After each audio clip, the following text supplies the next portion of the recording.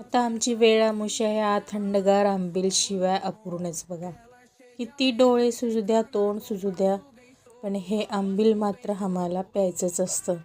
वेळ आमुष्या special आंबीलची recipe तुमच्यासोबत share करते. अर्धा वाटी ज्वारीचं पीठ मस्त भिजवून घेतले, गुठळ्या केल्या नाही आहेत अजिबात. तर दुसरीकडे काय केलं, एका पातेल्यामध्ये आपल्याला गरम पाणी करायला ठेवायचे आणि उकळी आली पाण्याला की हे आपण भिजवलेले जे पीठ आहे ते याच्यामध्ये टाकून छान शिजवून घ्यायचे. इथे पण गुठळ्या अजिबात करायच्या नाही आहेत.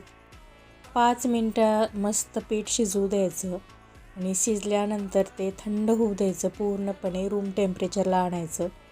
तर आता इथे मी लसणाची पात घेतली आहे. तर लसणाची पात आपल्याला जी पात आहे, ज्या हिरव्या काड्या आहेत त्या आपल्याला कापून घ्यायच्या आहेत आणि लसूण जो आहे तो सुद्धा मी इथे कापून घेतला. एक मिरची, आलं, लसूण तुम्ही नॉर्मलसुद्धा वापरू शकता. थोडंसं जिरे टाकून हे सगळं मिश्रण आपल्याला मिक्सरच्या भांड्यामधनं फाईन पेस्ट करायचं आहे. ज्वारीचं पीठ मस्त थंड झालं इथे.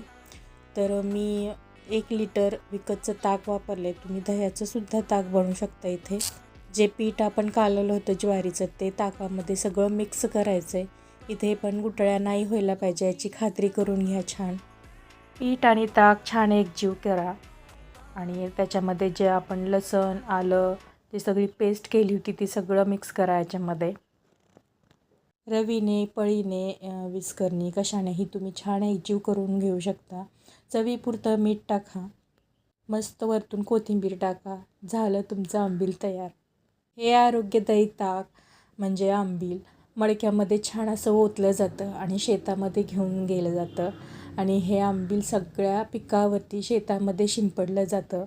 कशी वाटली वेळ आमुष्या स्पेशल आंबीलची रेसिपी मला कमेंट करून नक्की सांगा आणि तुम्ही व्हिडिओ कुठून बघता ते सुद्धा मला कमेंट करून नक्की सांगा.